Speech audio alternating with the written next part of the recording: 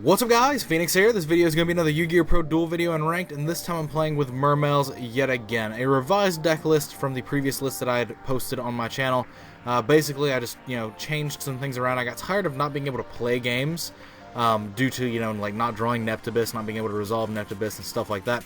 So this deck list is basically trying to alleviate that in some form or function through the triple Undyne double controller, because basically that gives you so many different cards that you can open to get to Neptibus. You have, 8 essential copies of Neptibus, or ways to trigger Dragoons. I really shouldn't say Neptibus because this card really isn't equatable to Neptibus, but it is very much just an advantageous card to have, especially if you open it in conjunction with Allure of Darkness or are capable of searching it off of Mermail Abyss Pike.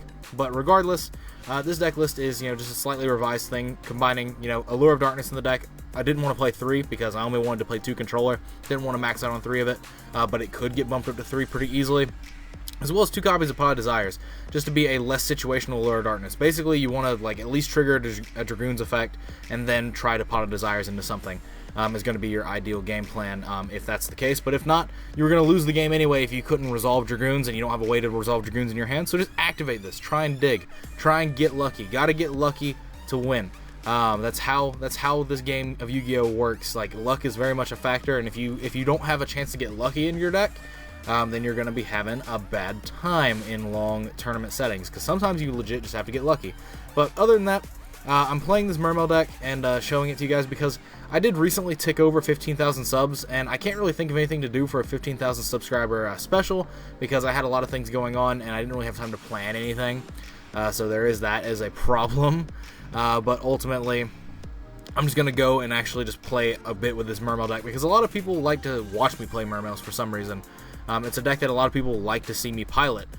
So I figured the best thing I could do in terms of kind of giving a thank you and a 15,000 sub thing would be just to play this Mermail deck some more and show my revised build and what I've been testing out. But basically, that's enough rambling for this. I'm not going to spend too much more time on this because I don't want to waste any of you guys' time. Let's just jump into the ranked game, shall we?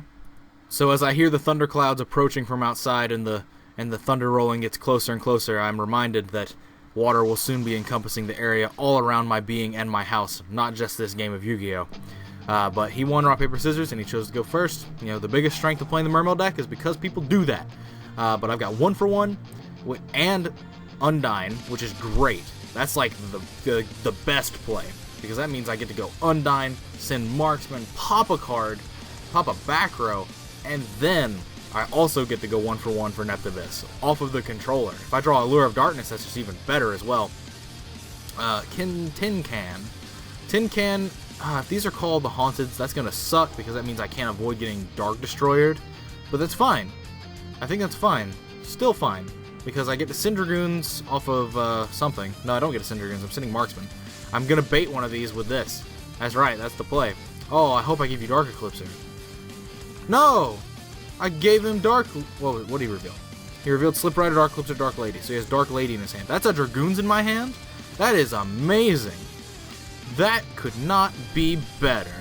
Well, actually, it could. It could be Allure of Darkness, and that would also get something like that. But I'm not going to like stretch my my luck with this one. But so we'll do this into that. Actually, well, no, it would have been the same result if I had sent heavy infantry to try and pop Tin Can. That's a bottomless. Okay. Well, so what's going to happen here? What is going to happen here, young ladies and duelists alike, is that I get to go 1 for 1. I've got a Megalo in my hand already, so I can go 1 for 1 into Neptibus by discarding controller. And what I'm going to do is I'm going to force that Dark Lady, and I'm also going to deal with this by sending Marksman. I've already got Dragoons in my hand, so I don't care. Feel me? So deck, special summon. And so from here, I'll activate this, sending Marksman to grave, and attempting to add Dragoons. Alright. Oh my god, he's letting it go. Wowie. Alright, well, so from here, I'm going to add this Dragoons, yes, and then I'm going to be able to pitch Dragoons Neptibus. That'll special the Dragoons back. And then I'll be able to, well, I kind of want this as well, because I can pitch this and Dragoon. No, I can't, I have to get the Dragoons. I wanted to special the heavy infantry back off Neptibus and make a normal summonable diva play. So, but like, that's just not gonna work. It's not. We're just not gonna have it. But from here, this one's interesting because I'm gonna be able to drop Megalo with double Dragoons. He has Dark Lady in hand, which I know about. But it's not going to really matter. Because if I drop Megalo with double Dragoons, that means I get to search for another water and another Megalo. What is my graveyard? It is these two, which means that if this Megalo actually gets dealt with, that means I can search Megalo. I can search Megalo Moulinglace, and that's going to just take his hand away. So yeah.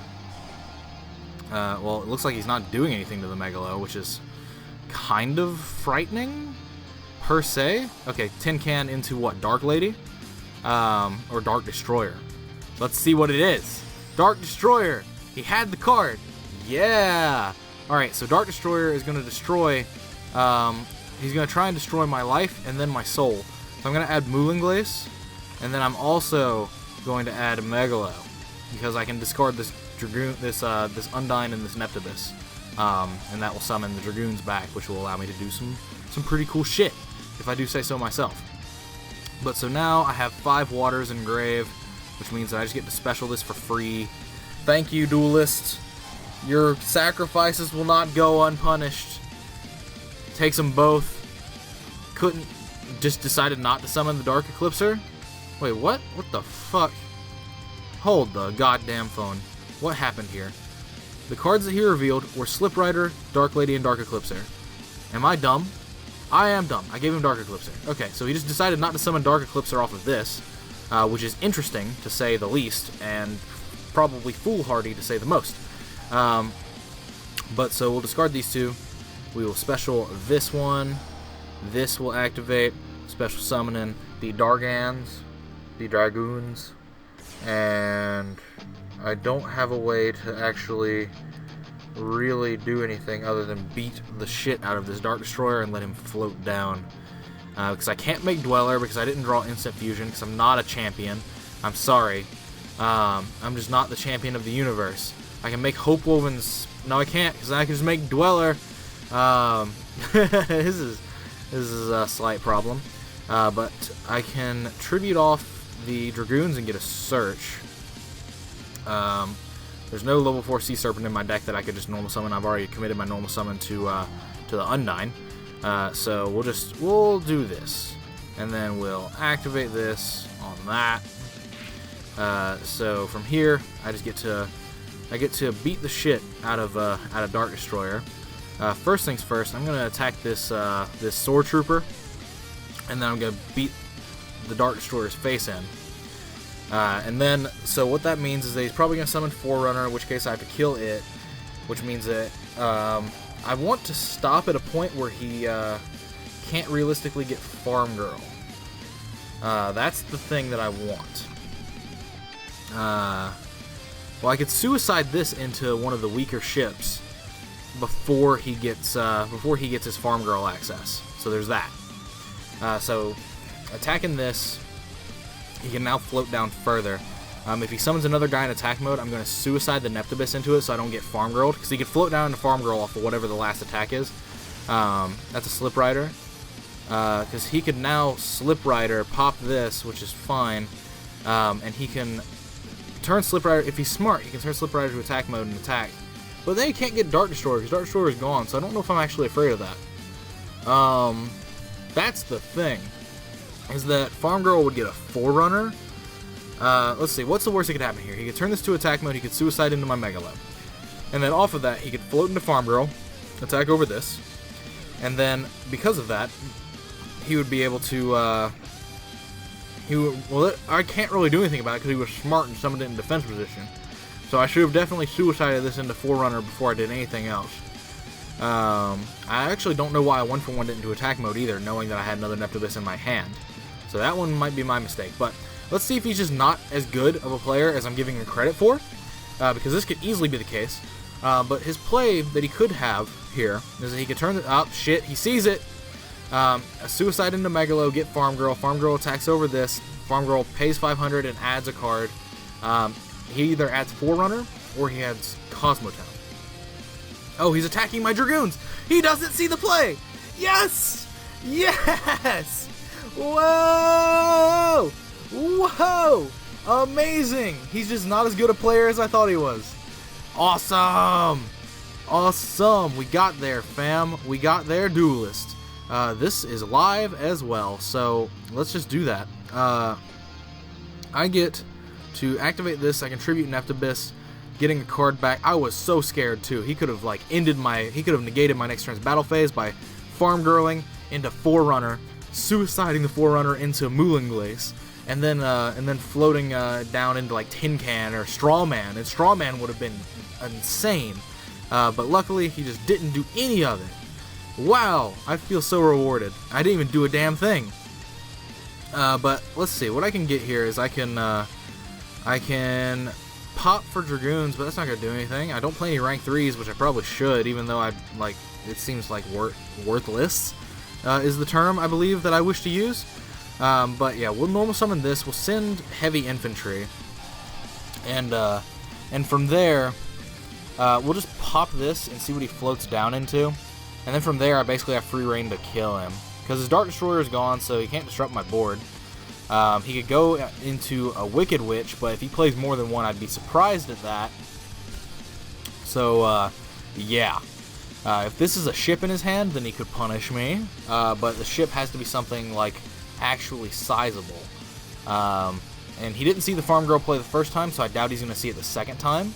So I'm just going to stop playing around it. That's the thing, is that I'm just going to not play around it because it probably isn't going to happen. But I'm going to get this Dragoons back. And I still can't make a rank 4 because I still haven't seen Instant Fusion, which is neat.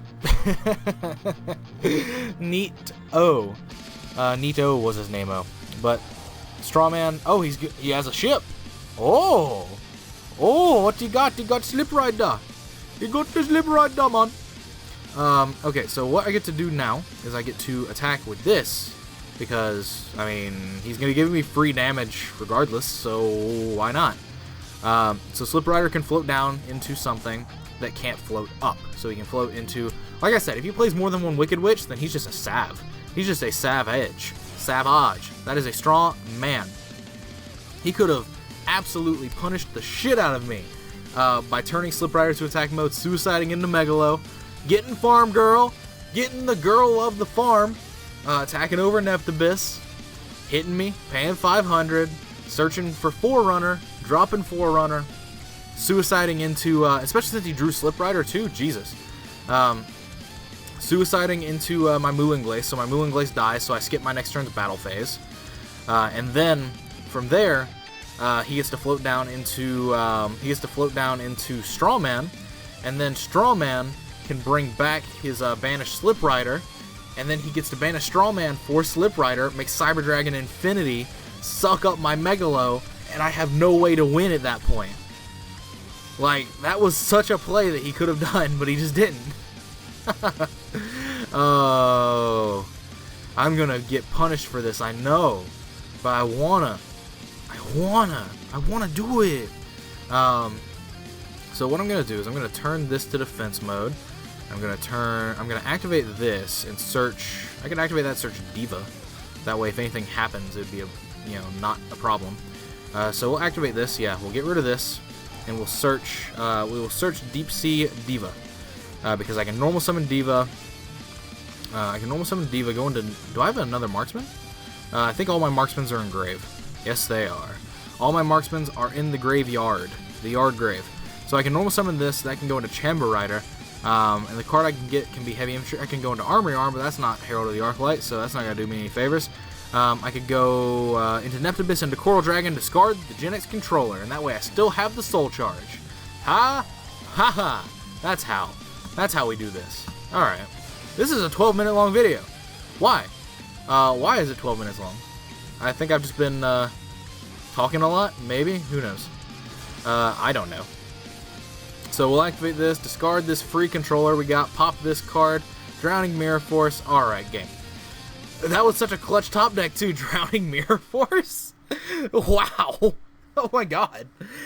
My opponent has game, so Drowning Mirror Force. I mean, I played around it by putting this to defense mode.